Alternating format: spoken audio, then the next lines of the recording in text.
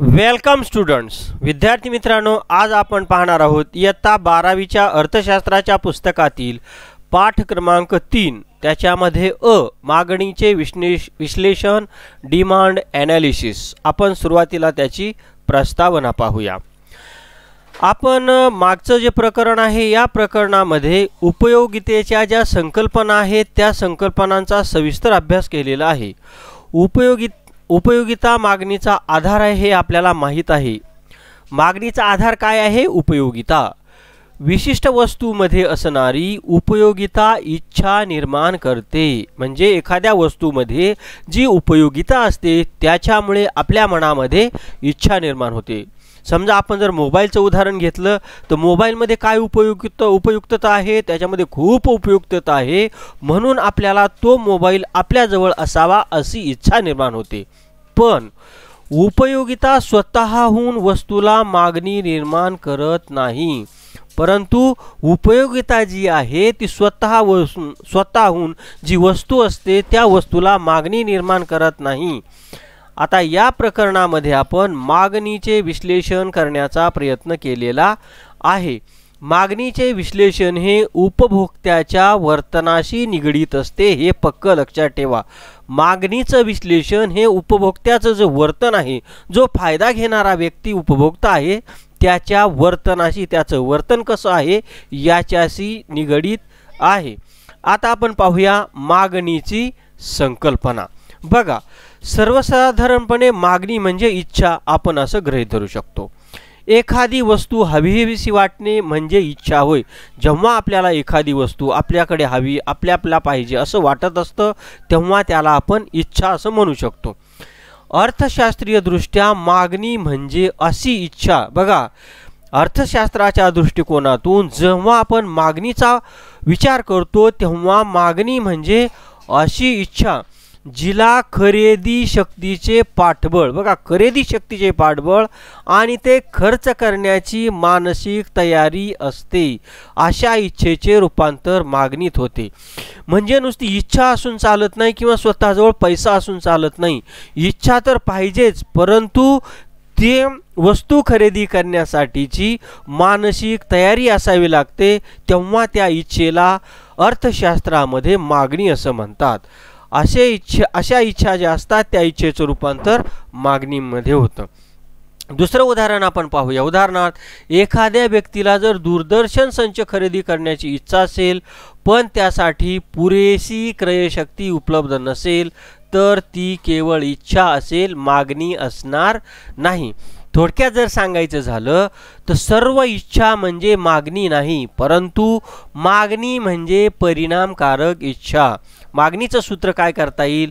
मागणीचं सूत्र आहे मागणी बरोबर इच्छा अधिक खरेदी करण्याची तयारी अधिक खरेदीची क्षमता।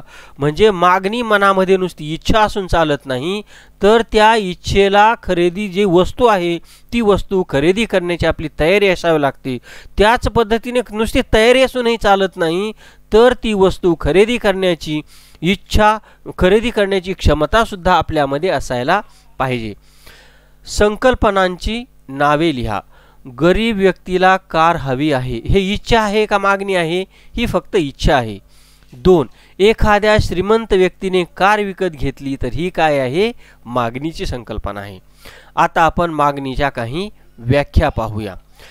बेनहॅम यांच्या मते, एक अर्थशास्त्र, खूप महान अर्थशास्त्र होऊन गेले, त्यांचं नाव बेनहॅम, यांनी मागणीची व्याख्या केलेली आहे। विशिष्ट वेळी विशिष्ट किमतीला विशिष्ट वस्तूची खरेदी केलेली नगसंख्या म्हणजे त्या वस्तूची मागणी होय। बघा काय, विशिष्ट वेळी विशिष्ट किमतीला विशिष्ट वस्तूची खरेदी केलेली नगसंख्या म्हणजे त्या वस्तूची मागणी। याच्यामध्ये काय आले? वेळ आला, किंमत आली आणि वस्तूची खरेदी केलेली नगसंख्या, या 3 गोष्टींचा उल्लेख जर असेल तर त्याला बेनहॅम यांच्या मते काय म्हटलं जातं? म्हणतात ते मागणी। यावरून मागणीचे आपल्याला काही वैशिष्ट्ये स्पष्ट करता येतील। मागणीचं पहिलं वैशिष्ट्य सांगता येईल, मागणी ही सापेक्ष संकल्पना आहे। दुसरं वैशिष्ट्य सांगता येईल, मागणीला विशिष्ट वेळेचा व किंमतीचा संदर्भ आवश्यक असतो। म्हणजे मागणीला विशिष्ट वेळ आणि विशिष्ट किंमत यांचा संदर्भ आवश्यक असतो। आता आपण पाहूया मागणी पत्रक. आता मागणी पत्रक कशाला म्हणायचं ते आपण आता पाहूया.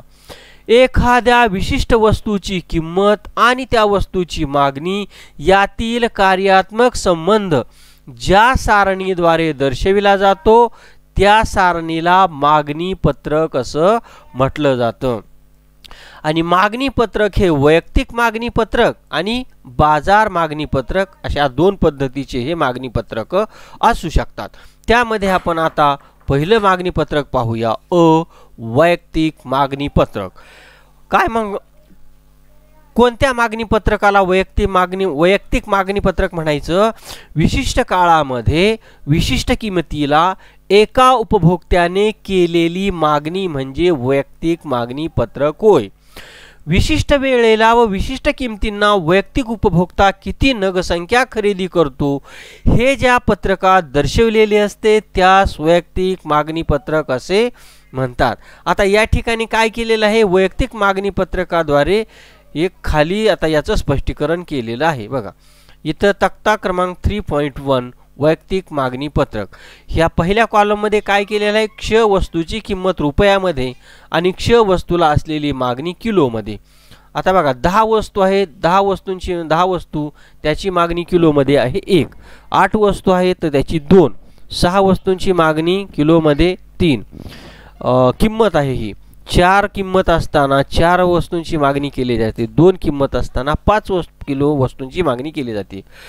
आता जो हा तक्ता दिलेला आहे या तक्त्यामध्ये एका उपभोक्त्याची क्ष वस्तूची विविध किमतींना केलेली खरेदी दर्शवलेली आहे. म्हणजे क्ष वस्तूची किंमत असेल तेव्हा उपभोक्ता किती किमतीला वस्तू खरेदी करतो हे दर्शवलेलं आहे. यावरून असं दिसून येतं की अधिक किमतीला कमी नगसंख्येची मागणी केली जाते आणि कमी किमतीला अधिक नगसंख्येची मागणी केली जाते. यावरून किंमत आणि मागणी यामध्ये व्यस्त संबंध आहे असं आपल्याला सांगता येईल. बघा जेव्हा वस्तूची किंमत जास्त असते तेव्हा वस्तूची मागणी ही कमी केली जाते आणि तर शेवटी वस्तूची किंमत कमी झाली तेव्हा वस्तूची मागणी मोठ्या प्रमाणात जास्त प्रमाणात केली जाते. यावरून असं लक्षात येतं की यावरून आपल्याला किंमत आणि मागणी याच्यामध्ये व्यस्त संबंध आहे असं दिसून येतं. आता वैयक्तिक मागणी वक्र पाहूया. वैयक्तिक मागणी वक्र हा वैयक्तिक मागणी तक्त्याचे आलेखीय सादरीकरण असते. तक्ता क्रमांक 3.1 च्या आधारे वैयक्तिक मागणी वक्र आपण आता खालील आकृतीच्या सहाय्याने आपल्याला स्पष्ट करता येईल. बघा या ठिकाणी एक आकृती दाखवलेली आहे वैयक्तिक मागणी वक्राची. इथं क्ष अक्ष आहे आणि हा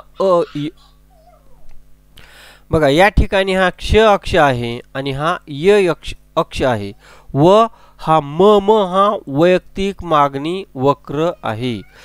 आणि या ठिकाणी य अक्षावर किंमत दर्शवलेली आहे आणि क्ष अक्षावर वस्तूंची मागणी किलोग्रॅममध्ये दर्शवली आहे. या आकृतीमध्ये आपल्याला क्ष अक्षावर क्ष वस्तूची मागणी व य अक्षावर किंमत दर्शवलेली दिसून येते. आत्ताच आपल्याला ते सांगितलेलं आहे मी. किंमत व मागणी यामधला व्यस्त संबंध दर्शवणारा म हा मागणी वक्र डावीकडून उजवीकडे खाली जाणार आहे. बघा इथं काय होतोय? मागणी वक्र डावीकडून उजवीकडे हा खाली असा कमी कमी होत जातो, उतरत जातो. आता आपण पाहूया बाजार मागणी पत्रक. मागणी पत्रकाचा जो दुसरा प्रकार आहे तो आहे बाजार मागणी पत्रक. कशाला म्हणायचं बाजार मागणी पत्रक? विशिष्ट काळामध्ये विशिष्ट किमतीला बाजारातील सर्व उपभोक्त्यांनी केलेली मागणी म्हणजे बाजार मागणी पत्रक. विशिष्ट वेळेला व वेगवेगळ्या किमतींना बाजारातील सर्व उपभोक्ते किती नगसंख्या खरेदी करतात हे ज्या पत्रकात दर्शवलेले असते त्यास बाजार मागणी पत्रक असे म्हणतात. आणि हे जे मागणी पत्रक आहे हे सर्व ग्राहकांनी विविध किमतींना केलेल्या मागणीच्या रकान्याची आडवी बेरीज करून प्राप्त करता येते. किंमत व मागणी यात व्यस्त संबंध असतो असंच यावरून आपल्याला दिसून येतं.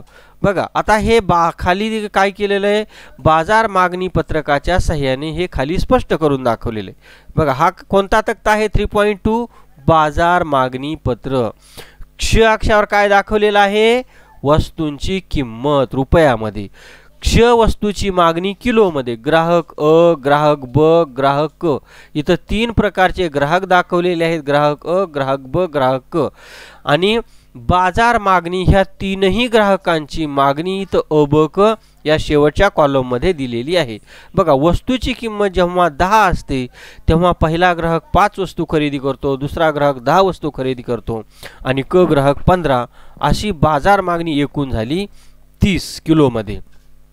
आणि जेव्हा वस्तूची किंमत कमी होत जाते तेव्हा त्यांची मागणी सुद्धा आपल्याला या ठिकाणी वाढत गेलेली दिसून येते. बघा, जेव्हा वस्तूची किंमत 6 असते तेव्हा इथं मागणी वाढत गेलेली आहे आणि बाजार मागणी किलोमध्ये सुद्धा एकंदरीत वाढलेली दिसून येते. जेव्हा वस्तूची किंमत बाजारात 4 असते तेव्हा या ठिकाणी सुद्धा त्यांची मागणी वाढत गेलेली दिसून येते. मागणी वाढते, किंमत कमी झाल्यावर हे या तक्त्यावरून आपल्याला एकंदरीत सर्व विचार केला असता दिसून येतं. आता वरील तक्त्यामध्ये अ, ब, क हे उपभोक्ते आहेत. क्ष वस्तूची किंमत, विविध किमतींना केलेली खरेदी दर्शवलेली आहे. यावरून असं दिसून येतं की अधिक किमतीला कमी नगसंख्येची मागणी केली जाते आणि कमी किंमत असते तेव्हा जास्त नगसंख्येची मागणी केली जाते. अशा प्रकारे किंमत आणि मागणी यामध्ये व्यस्त संबंध असलेला आपल्याला दिसून येतो. आता आपण ते आलेखाच्या साहाय्याने बाजार मागणी वक्र पाहूया. आलेखीय दृष्ट्या बाजार मागणी वक्र हा वैयक्तिक ग्राहकांच्या मागणी तक्त्याची आडवी बेरीज असते. तक्ता क्रमांक 3.2 च्या आधारे बाजार मागणी वक्र खालील आकृतीच्या साहाय्याने स्पष्ट केला आहे. बघा, या आकृतीमध्ये काय दिसतंय आपल्याला? हा आहे बाजार मागणी वक्राचा आलेख. इथं क्ष अक्ष आहे. क्ष अक्षावर काय दाखवले? मागणी किलोग्रॅममध्ये आणि इथं य अक्षावर किंमत रुपयामध्ये दाखवलेली आहे. आणि हा जो म आहे, हा म काय आहे? बाजार मागणी वक्र. या आकृतीकडे पाहिल्यावर आपल्याला असं दिसून येतं, जेव्हा वस्तूची किंमत जास्त असते तेव्हा वस्तूची मागणी ही कमी कमी होत जाताना दिसते आणि वस्तूची किंमत जेव्हा कमी असते तेव्हा मागणी जास्त असते आणि वस्तूची किंमत जास्त असते तेव्हा वस्तूंची मागणी ही बाजार मागणी वक्रामध्ये आपल्याला जास्त असलेली दिसून येते. आकृती क्रमांक 3.3 मध्ये एका महिन्यातील श वस्तूच्या विविध किमतींना असलेल्या मागणीच्या आधारे क्ष वस्तूसाठीचा मागणी वक्र काढलेला आहे.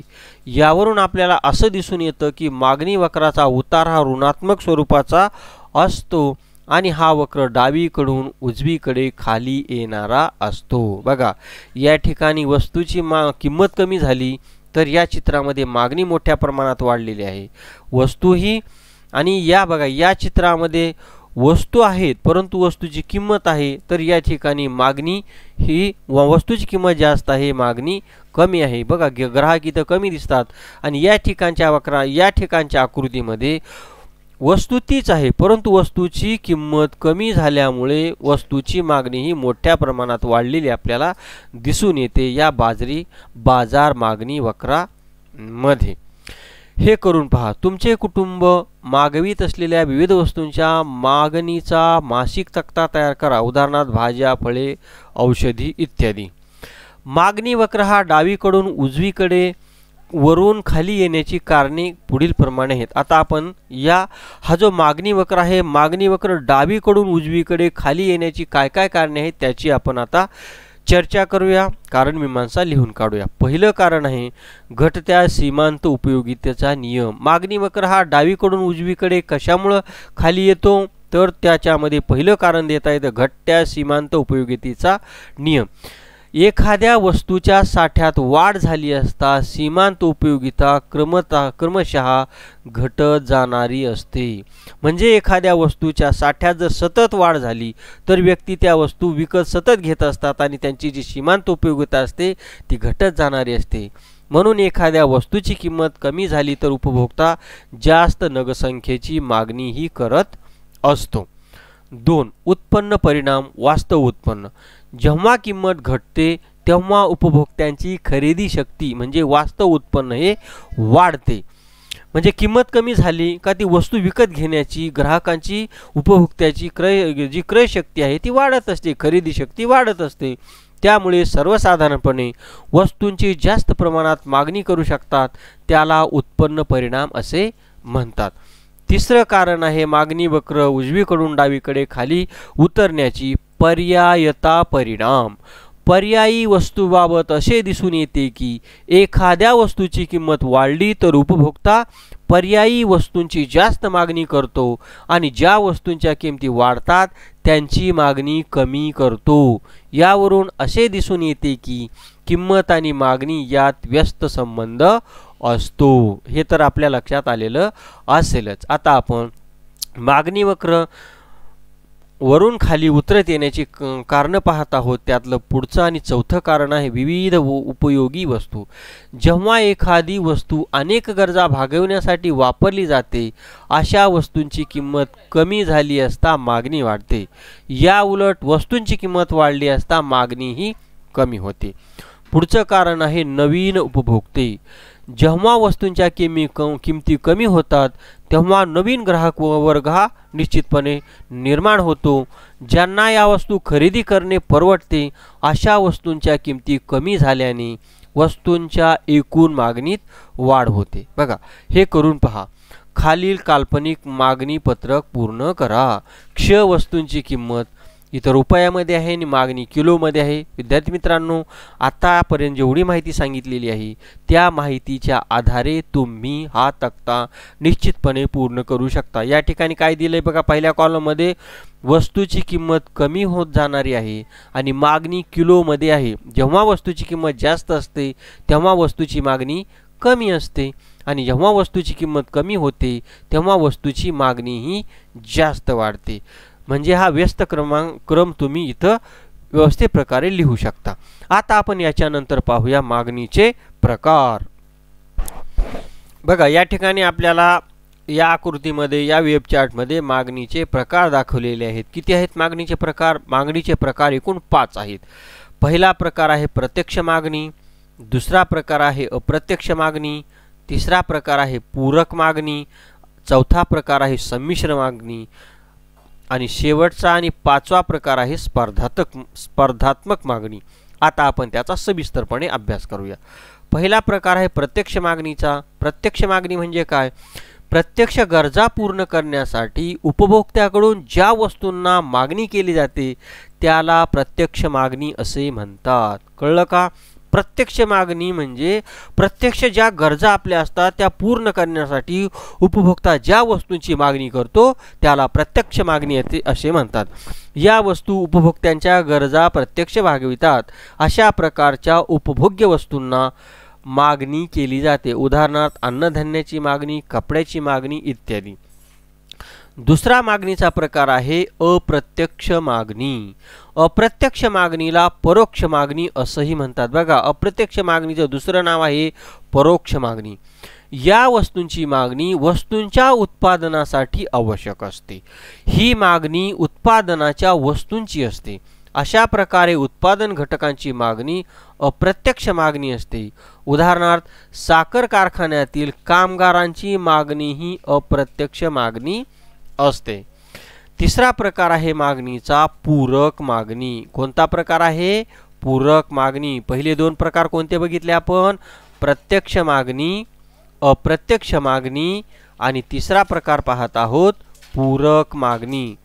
जेव्हा एखाद्या वस्तूची मागणी इतर कोणत्याही वस्तू बरोबर केली जाते तेव्हा त्यास पूरक मागणी असं म्हटलं जातं। पूरक मागणीलाच संयुक्त मागणी असेही म्हणतात। पूरक मागणीला कोणती मागणी म्हणतात? संयुक्त मागणी। ज्या पद्धतीनं अप्रत्यक्ष मागणीला परोक्ष मागणी म्हणतात त्याच पद्धतीनं पूरक मागणीला परोक्ष मागणी असं देखील म्हटलं जातं। विशिष्ट गरज पूर्ण करण्यासाठी 2 किंवा अधिक वस्तूंची एकत्रित मागणी केली जाते तेव्हा ती अस्तित्वात येते। उदाहरणार्थ शाई पेन आणि शाईची मागणी, कार आणि इंधनाची मागणी इत्यादी। हा मुद्दा मला वाटतं आपल्याला अतिशय चांगल्या प्रकारे समजला असेल। कारण इथं काय सांगितलं? विशिष्ट गरज पूर्ण करण्यासाठी 2 किंवा अधिक वस्तूंची एकत्रित मागणी केली जाते तेव्हा ही पूरक मागणी अस्तित्वात येते। म्हणजे शाई पेन आणि शाईची मागणी। नुसता शाई पेन असून चालेल का? नाही चालणार। त्याला कशाची गरज आहे? शाईची। म्हणजे शाईच्या पेनमध्ये जेव्हा आपण एकदा शाई भरतो ती संपल्यानंतर ती पूरक मागणी आहे शाईची मागणी. तसंच जेव्हा आपण कार घेतो, कार घेताना इंधन खरेदी करतो का लगेच? मग लगेच करावं लागतं खरेदी इंधन. कारमध्ये टाकलेलं इंधन समजलं, डिझेल समजलं, पेट्रोल संपलं की आपल्याला ते लगेच आपल्या गाडीमध्ये घ्यावं लागतं. म्हणजे कारशी पूरक असलेली मागणी ही इंधनाची मागणी आहे. मागणीचा चौथा प्रकार आहे संमिश्र मागणी. तर एखाद्या वस्तूची मागणी अनेक उपयोगासाठी केली जाते तेव्हा त्या संमिश्र मागणी असं म्हटलं जातं. उदाहरणार्थ विजेची मागणी. म्हणजे एखाद्या वस्तूची मागणी ही अनेक उपयोगासाठी जेव्हा केली जाते तेव्हा त्या मागणीला संमिश्र मागणी केली जाते. उदाहरणार्थ विजेची मागणी. याची मागणी वेगवेगळ्या उपयोगासाठी केली जाते. उदाहरणार्थ जसे की आपण वीज कशासाठी वापरतो? विजेच्या दिव्यासाठी वापरतो, पंख्यासाठी वापरतो, धुलाई यंत्रासाठी वापरतो, पिठाची चक्की असते त्या चक्कीसाठी वापरतो, तसंच आपला मोबाईल रिचार्ज करायचा असेल तर त्याच्यासाठी वापरतो. अशा पद्धतीनं चौथा प्रकार हा मागणीचा संमिश्र मागणीचा आहे. पाचवा आणि शेवटचा प्रकार आहे स्पर्धात्मक मागणी. ही अशा वस्तूंची मागणी असते जी एकमेकांना पर्याय असतात. उदाहरणार्थ चहा आणि कॉफी, साखर आणि गूळ. म्हणजे तुमच्या आता या ठिकाणी लक्षात आलेलं असेल स्पर्धात्मक मागणीमध्ये इथं उपभोक्त्यासमोर पर्याय उपलब्ध असतात. म्हणजे जर चहाची किंमत जास्त असेल तर ग्राहक काय करेल? कॉफी पिईल. आणि दुसरं उदाहरण जर घ्यायचं तर साखर आणि गूळ. समजा एखाद्या व्यक्तीला साखर खाणं आवडत नसेल तर तो गुळाची मागणी करेल. म्हणजे या मागणीला म्हणू शकतो आपण स्पर्धात्मक मागणी. विद्यार्थी मित्रांनो, आता या ठिकाणी एक चार्ट दिलेला आहे. आत्तापर्यंत जेवढी माहिती दिली त्या माहितीच्या आधारे तुम्ही हा तक्ता व्यवस्थितपणे पूर्ण करू शकता. पहिल्या कॉलममध्ये दिलेला आहे मागणीचा प्रकार आणि इथं तुम्हाला मागणीच्या उदाहरण द्यायचे. प्रत्यक्ष मागणी कोणकोणत्या वस्तूची असते, जसं कपड्याची, अन्नधान्याची मागणी. त्याच पद्धतीनं हा तक्ता तुम्ही व्हिडिओ पॉज करा. समजलं नसेल तर रिपीट पहा व्हिडिओ आणि हा तुम्ही तुमच्या वहीमध्ये तक्ता निश्चितपणे लिहून काढाल अशी मला अपेक्षा आहे. आता आपण याच्यानंतरचा पुढचा महत्त्वाचा घटक पाहूया, मागणी निर्धारक घटक. म्हणजे मागणी निर्धारण करणारे कोणकोणते घटक आहेत. मागणी निर्धारित करणारे घटक आता आपण खालीलप्रमाणे पाहूया. पहिला घटक आहे मागणी निर्धारण करणारा किंमत. वस्तूंची मागणी निर्धारित करणारा महत्त्वपूर्ण घटक म्हणजे त्या वस्तूची किंमत. उपभोक्ते जेव्हा वस्तूंची किंमत कमी असते तेव्हा अधिक प्रमाणात वस्तू ह्या खरेदी करत असतात, हे आपण पाहिलेलं आहे. आणि जेव्हा वस्तूची किंमत अधिक असते तेव्हा कमी प्रमाणात वस्तू खरेदी करतात. म्हणून वस्तूच्या मागणीचा निर्धारक असा महत्त्वाचा घटक आहे तो म्हणजे वस्तूची किंमत. दुसरा मागणीचा निर्धारक घटक आहे उत्पन्न. उपभोक्त्याच्या उत्पन्नाचा खरेदी शक्तीवर परिणाम होतो. त्याचा वस्तूच्या मागणीवर सुद्धा परिणाम होतो. उत्पादनात वाढ झाल्याने वस्तूच्या मागणीत सुद्धा वाढ होते आणि उत्पादनात घट झाल्याने वस्तूच्या मागणीत सुद्धा घट होते. वस्तूच्या मागणीचा निर्धार करणारा निर्धारक घटक हा तिसरा घटक पर्यायी वस्तूंच्या किमती. जर कमी किमतीमध्ये पर्याय उपलब्ध असतील तर व्यक्ती महाग वस्तूपेक्षा स्वस्त पर्यायी वस्तूंची मागणी करतील. उदाहरणार्थ आपण साखर आणि गुळाचं जर उदाहरण घेतलं, जर साखरेच्या किमतीत वाढ झाली तर गुळाची मागणी वाढेल हे निश्चितच आहे. त्याच्यानंतर पुढचा निर्धारक घटक आहे मागणीचा पूरक वस्तूंच्या निर्मिती. एका वस्तूच्या किमतीत बदल झाल्यास त्याचा परिणाम इतर वस्तूंच्या मागणीवर हा होत असतो. उदाहरणार्थ कार आणि इंधन. जर इंधनाच्या किमतीत वाढ झाली तर कारची मागणीही कमी होऊ शकते, कमी होईल. पाचवा मागणीचा निर्धारक घटक आहे वस्तूचे स्वरूप. जर एखाद्या वस्तूचा उपभोग अत्यावश्यक व टाळता येण्यासारखा नसेल तर त्या वस्तूची मागणी किमतीशी निगडीत न राहता स्थिर राहील. उदाहरणार्थ रक्तदाब नियंत्रणाचे औषध. त्याच्यानंतर मागणीचा पुढचा निर्धारक घटक आहे लोकसंख्येचे आकारमान. लोकसंख्येचे आकारमान जास्त असेल तेव्हा वस्तूची मागणी जास्त असते आणि लोकसंख्येचे आकारमान कमी असेल तेव्हा वस्तूची मागणी ही कमी असते. त्याच्यानंतर सातवा मुद्दा आहे मागणीचा निर्धारक घटकामध्ये भविष्यकालीन किमतीचा अंदाज. वस्तूची किंमत भविष्यात कमी होईल असा उपभोक्त्याचा अंदाज असेल तर सद्यस्थितीला उपभोक्ता त्या वस्तूंची कमी खरेदी करेल. त्याचप्रमाणे वस्तूची किंमत भविष्यात वाढेल असा उपभोक्त्याचा अंदाज असेल तर सद्यस्थितीला उपभोक्ता वस्तूंचीही जास्त खरेदी करेल. म्हणजे मागणीचा हा एक अत्यंत महत्त्वाचा निर्धारक घटक आहे. त्याच्यानंतर 8वा मुद्दा आहे जाहिरात. जाहिरात, विक्री प्रोत्साहन योजना आणि प्रभावी विक्री कौशल्य ग्राहकांच्या आवडीनिवडीमध्ये बदल घडवून आणतात व अनेक वस्तूंची मागणी निर्माण करतात. उदाहरणार्थ सौंदर्य प्रसाधने, टूथब्रश इत्यादी. 9 नंबरचा मागणी निर्धारक घटक आहे आवडीनिवडी, सवयी, फॅशन्स. हा सुद्धा मागणी निर्धारकमध्ये महत्त्वाचा घटक आहे. उपभोक्त्यांच्या आवडीनिवडी आणि सवयींचा मागणीवर प्रभाव पडत असतो. उदाहरणार्थ चॉकलेटची आवड आणि चहाची सवय इत्यादी.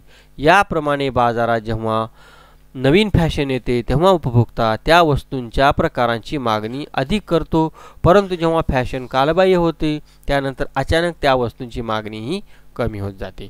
पुढचा निर्धारक घटक आहे 10वा कर रचना. वस्तू व सेवा कर जास्त कर आकार. वस्तू व सेवावर जेव्हा जास्त कर आकारला जातो तेव्हा वस्तू आणि सेवांची किंमत वाढून मागणी कमी होईल आणि वस्तू व सेवावर कमी कर आकारल्यास वस्तू व सेवांची किंमत कमी होऊन मागणी वाढेल. त्याचप्रमाणे मागणीचे इतर निर्धारक घटक आहे. त्याच्यामध्ये नैसर्गिक परिस्थिती, तंत्रज्ञानातील बदल, सरकारी धोरण, रूढी आणि परंपरा या सुद्धा कारणांचा उल्लेख हा मागणी निर्धारक घटकामध्ये केला जाऊ शकतो. आता आपण पाहूया मागणीचा नियम. Law of demand. प्रस्तावना. इसवी सन 1890 मध्ये प्रकाशित झालेल्या अर्थशास्त्राची मूलतत्वे या ग्रंथात प्राध्यापक अल्फ्रेड मार्शल यांनी मागणीच्या नियमाची मांडणी केली आहे. या नियमाद्वारे किंमत व मागणी यातील परस्पर संबंध स्पष्ट केलेला आपल्याला दिसून येतो. सिद्धांताचे विधान.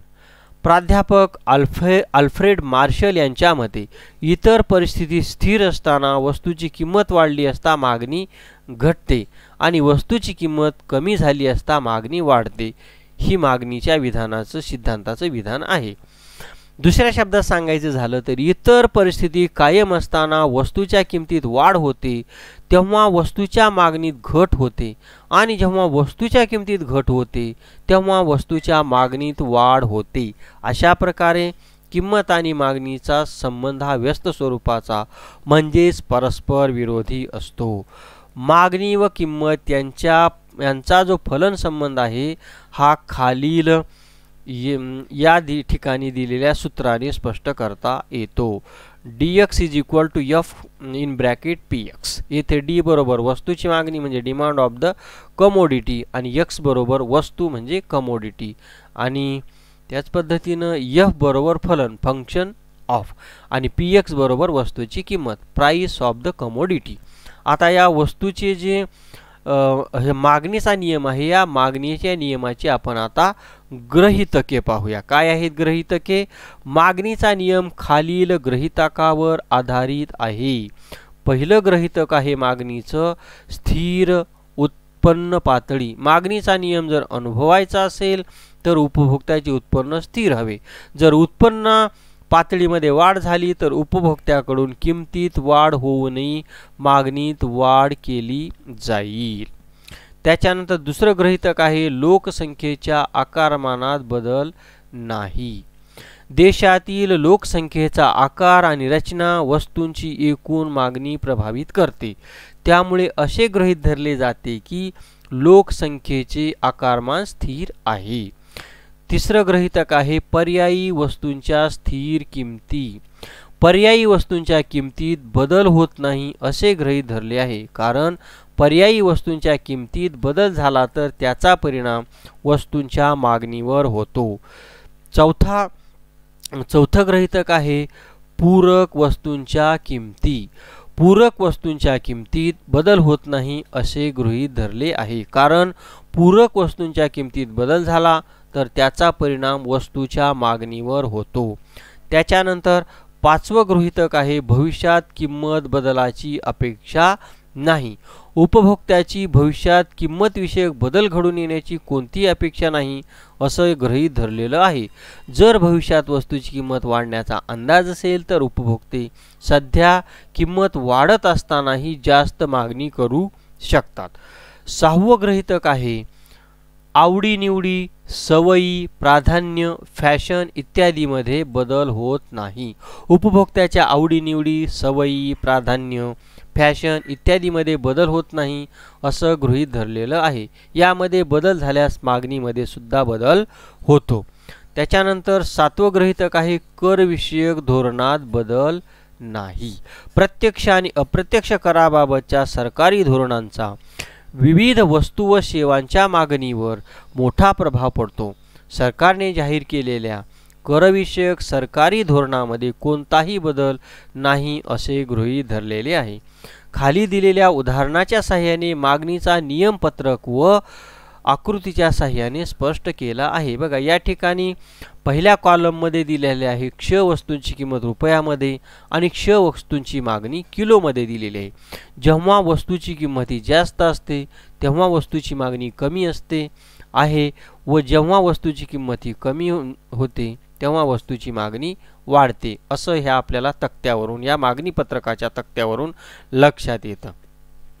तक्ता क्रमांक 3.3 मध्ये दर्शवल्याप्रमाणे जेव्हा क्ष वस्तूंची किंमत प्रति किलोस 50 रुपये असते तेव्हा मागणी 1 किलो आहे, परंतु जेव्हा किंमत 50 रुपयेवरून 40 रुपयेपर्यंत कमी होते तेव्हा मागणी 1 किलोवरून 2 किलोपर्यंत वाढते. ज्या वेळेस वस्तूंची किंमत 30 रुपये असते तेव्हा मागणी 3 किलो होते. त्याचप्रमाणे 20 किलो असताना 4 किलो मागणी केली जाते आणि किंमत 10 रुपयेपर्यंत घटते तेव्हा मागणी 5 किलोपर्यंत वाढते. यावरून असे स्पष्ट होते की जेव्हा वस्तूची किंमत कमी होते तेव्हा मागणीत वाढ होते आणि वस्तूची किंमत वाढते तेव्हा मागणीमध्ये घट होते म्हणजे मागणी कमी होते. म्हणजेच किंमत व मागणी यात व्यस्त स्वरूपाचा संबंध असतो. या ठिकाणी आपल्याला हा मागणी वक्र आलेखाच्या साहाय्याने अतिशय चांगल्या प्रकारे समजावून सांगितलेला आहे. बघा इथं क्ष अक्षावर दिलेली आहे मागणी किलोमध्ये आणि इथं य अक्षावर किंमत दिलेली आहे रुपयामध्ये. किंमत बघा 10, 20, 30, 40, 50 आहे आणि इथं क्ष अक्षावर मागणी 1, 2, 3, 4, 5 आणि या ठिकाणी मम हा मागणी वक्र वरून खाली उतरत जात असलेला आपल्याला दिसून येतो. आता आपण काय पाहूया, आकृती 3.5 मध्ये क्ष अक्षावर वस्तूची मागणी आणि य अक्षावर वस्तूची किंमत दर्शवलेली आहे. मम हा मागणी वक्र आहे जो डावीकडून उजवीकडे खाली येणारा असतो. म्हणजेच मागणीचा जो वक्राचा आकार आहे ऋणात्मक असतो कारण वक्र हा किंमत आणि मागणीचा व्यस्त संबंध दर्शवितो. तुम्ही जर हे करून पाहिलं तर बरं होईल. खालील मागणी तक्त्याच्या आधारे तुम्ही मागणी वक्र काढा. या ठिकाणी जशा पद्धतीनं दाखवलेला आहे तशा पद्धतीनं इथं कोणतं आहे, सफरचंदाची प्रति किलो किंमत इथं 40 आहे, त्याची मागणी 5 आहे आणि मग इथं जेव्हा सफरचंदाची प्रति किलो किंमत वाढत जाते तेव्हा इथं मागणी कमी होत जाते. याच्यावरून तो आलेख काढू शकता. आता आपण मागणीच्या नियमाचे अपवाद पाहणार आहोत. मागणीच्या नियमाचे अपवाद आहेत. मागणीच्या नियमांचे काही अपवाद आहेत. याचाच अर्थ काही अपवादात्मक परिस्थितीमध्ये वस्तूची किंमत वाढते तेव्हा उपभोक्ता अधिक वस्तूंची खरेदी करतो आणि किंमत कमी झाल्यावर कमी वस्तूंची खरेदी करतो. अशा वेळी मागणी वक्र हा डावीकडून उजवीकडे खालून वर जाणारा असतो. मागणी वक्रातील धनात्मक संबंध आकृती क्रमांक 3.6 च्या आधारे स्पष्ट केलेला आहे. हा अपवादात्मक मागणी वक्र आहे. बघा या ठिकाणी काय दिलेलं आहे, मागणी किलोमध्ये आहे आणि किंमत रुपयामध्ये आहे आणि हा मागणी वक्र अपवादात्मक मागणी वक्र हा वाढत जाणार आहे. म हा मागणी वक्र वाढत जाणार आहे आणि हा अपवादात्मक मागणी वक्र असतो. मागणीच्या नियमाचे अपवाद खालीलप्रमाणे आपल्याला स्पष्ट करता येतील. पहिला मागणी नियमाचा अपवाद आहे गिफेनचा विरोधाभास. कनिष्ठ वस्तू किंवा हलक्या प्रतीच्या वस्तू म्हणजे गिफेन वस्तू की ज्या वस्तूंच्या किमती कमी झाल्या तरी त्यांच्या मागणीत वाढ होत नाही. अशा वेळी जेव्हा वस्तूची किंमत कमी होते तेव्हा त्या वस्तूची मागणी कमी होते. सर रॉबर्ट गिफेन यांनी इंग्लंडमध्ये कनिष्ठ दर्जाच्या वस्तूंमधील संबंध शोधून काढला. जेव्हा पावाच्या किमती कमी होतात तेव्हा व्यक्ती त्यांची अधिक खरेदी करत नाहीत, कारण त्यांची खरेदी शक्ती आणि वास्तव उत्पन्नात वाढ होते आणि त्याऐवजी ते उच्च दर्जाच्या वस्तू उदाहरणार्थ मांस खरेदी करण्यास प्राधान्य देतात. यालाच गिफेनचा विरोधाभास असे म्हणतात. पुढचा मागणीच्या नियमाचा अपवाद आहे प्रतिष्ठेच्या वस्तू. मौल्यवान वस्तू जसे हिरे, सोने इत्यादी प्रतिष्ठादर्शक ज्या वस्तू आहेत यांना प्रतिष्ठेच्या वस्तू म्हणतात. म्हणून श्रीमंत व्यक्ती अशा वस्तूंच्या किमतीत वाढ झाली तरीही अधिक वस्तू या खरेदी करतात. पुढचा मागणीचा अपवाद आहे भविष्यकालीन किंमतीचा अंदाज. जेव्हा लोकांना भविष्यकाळात वस्तूच्या किमती वाढतील असा अंदाज असेल तेव्हा हा मागणीचा नियम खरा ठरणार नाही. अशा परिस्थितीमध्ये वस्तूंच्या किमती वाढत असताना देखील उपभोक्ते अधिक मागणी करतात. उदाहरणार्थ दीपावलीच्या अगोदर साखर, तेल यासारख्या वस्तूंच्या किमती वाढत असतानाही उपभोक्ते वाढत्या किमतीला मागणी करतात, कारण दीपावलीमध्ये किमती अधिक वाढण्याची शक्यताही असते. पुढचा अपवाद आहे किमतीचा आभास. अनेक वेळा उपभोक्त्यांना असे वाटते की जास्त किमतीच्या वस्तू चांगल्या दर्जाच्या असतात आणि म्हणून या वस्तूंच्या मागणीत मोठ्या प्रमाणात वाढ होते. उदाहरणार्थ उच्च दर्जाच्या वस्तू. पाचवा अपवाद आहे अज्ञान. काही वेळेस व्यक्ती अज्ञानामुळे अधिक किंमत असतानाही वस्तू खरेदी करतात. हे तेव्हाच होऊ शकते जेव्हा उपभोक्त्याला इतर ठिकाणी त्या वस्तूवरील किमतीबद्दल माहिती नसते. सहावा अपवाद आहे सवयीच्या वस्तू. चहाच्या विशिष्ट वस्तूंच्या उपभोगाची सवय असल्यास अधिक किमतीलाही गरजेनुसार खरेदी केली जाते. याच्यानंतर मागणीच्या नियमाचा पुढचा अपवाद झाले. सर्व अपवाद या ठिकाणी संपलेले आहेत. आता आपण काय पाहणार आहोत हे करून तर पहा तुम्ही. मागणीच्या नियमांच्या अपवादांची आणखी उदाहरणे शोधून काढा. प्रतिष्ठेच्या वस्तूंची नावं लिहा, सवयीच्या वस्तूंची नावं लिहा, विख्यात उत्पादन संस्थेच्या वस्तूंची नावं या ठिकाणी तुम्ही लिहू शकता. हे सोपं आहे. आता आपण पाहणार आहोत मागणीतील विचलन.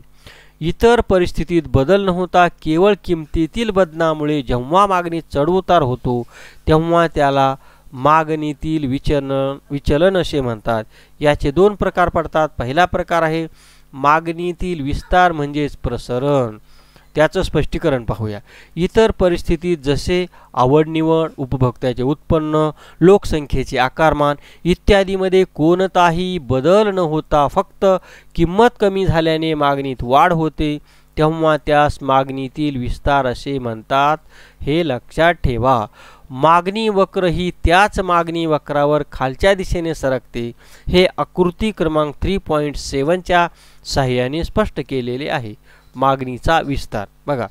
या ठिकाणी क्ष अक्षावर आहे मागणी आणि य अक्षावर आहे किंमत. या आकृतीमध्ये मम हा मागणी वक्र आहे. कोणता? हा मम हा मागणी वक्र आहे आणि स बिंदूकडून सवन बिंदूकडे त्याच मागणी वक्रावर खालच्या दिशेने होणारे विचलन हे मागणीतील विस्तार दर्शवित आहे. आता मागणीचा जो विस्तार आहे, मागणीच्या विचलनाचा दुसरा प्रकार आहे तो म्हणजे मागणीतील संकोच म्हणजे आकुंचन. इतर परिस्थितीत जसे आवड-निवड, उपभोक्त्याचे उत्पन्न, लोकसंख्येचे आकारमान इत्यादीमध्ये कोणताही बदल न होता फक्त किमतीत वाढ झाल्याने मागणीत घट होते तेव्हा त्यास मागणीतील संकोच असे म्हणतात. मागणी ही त्याच मागणी वक्रावर वरच्या दिशेने जाते. हे आकृती क्रमांक 3.8 म्हणजे 3.8च्या सहाय्याने स्पष्ट केलेले आहे. मागणीतील संकोच किंवा आकुंचन दर्शवणारी ही आकृती आहे. हा चार्ट आहे, हा आलेख आहे. क्ष अक्षावर मागणी दर्शविलेली आहे आणि य अक्षावर किंमत दर्शविलेली आहे. हा मम हा मागणी वक्र आहे आणि स2 हा मागणीचा संकोच दर्शवणारा आलेख ही रेष आहे. आता आकृती क्रमांक 3.8 मध्ये म्हणजेच या आकृतीमध्ये मम हा मागणी वक्र आहे. स बिंदूकडून स2 बिंदूकडे त्याच मागणी वक्रावर वरच्या दिशेने जाणारे हे विचलन हे मागणीतील संकोच म्हणजेच आकुंचन दर्शविते. आता आपण मागणीतील बदल पाहूया.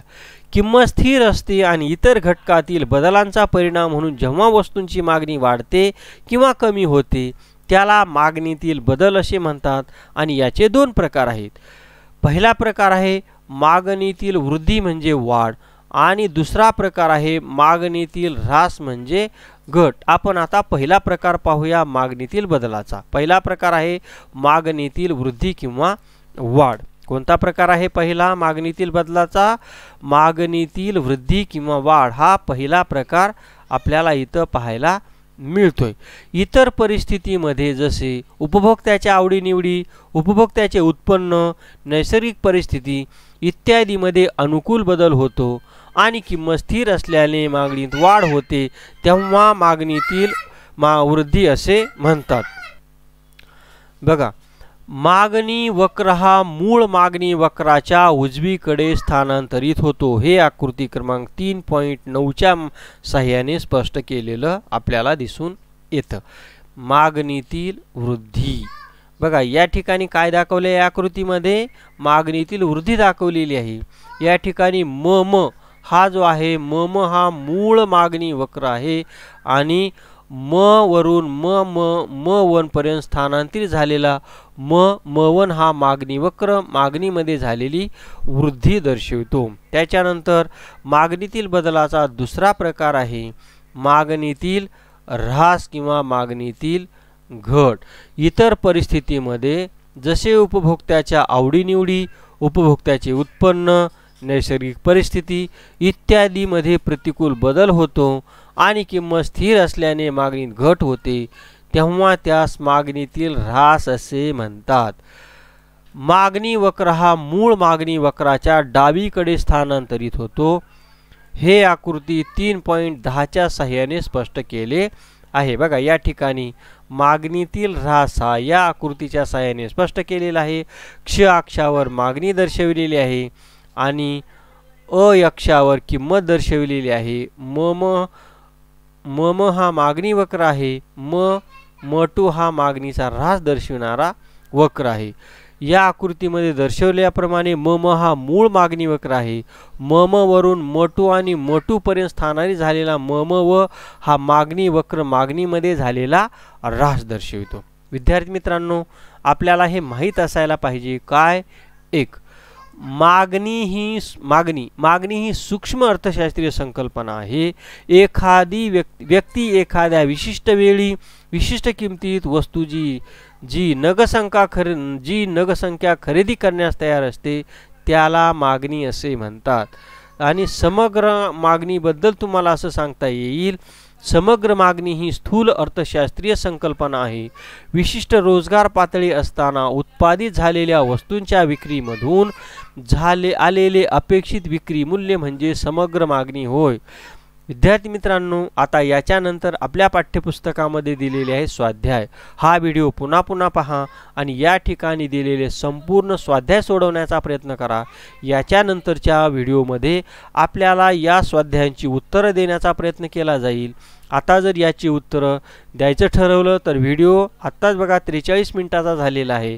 हा व्हिडिओ खूप मोठा होण्याची शक्यता आहे म्हणून आपण बोर होऊन जाल, म्हणून याच्या आपण स्वाध्यायाचा व्हिडिओ नंतर पाहूया.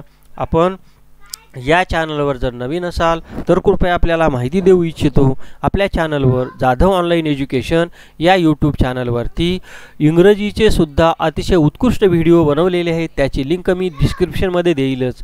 तुम्ही डिस्क्रिप्शनमध्ये जाऊन ती ओपन करून ते व्हिडिओ पाहू शकता.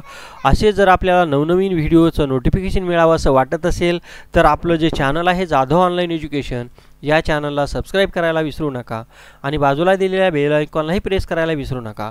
विद्यार्थी मित्रांनो, आपल्या चॅनलवर सर्वच इयत्तांचे सर्व विषयांचे व्हिडिओ नियमितपणे अपलोड होणार आहेत. तसंच ऑनलाईन शिक्षणाची सुद्धा याच्यानंतर सोय केली जाणार आहे. म्हणून तुम्ही पाहत रहा नियमितपणे जाधव ऑनलाईन एज्युकेशन. आपण संपूर्ण व्हिडिओ पाहिलात याच्याबद्दल आपले लाख धन्यवाद. आभारी आहे.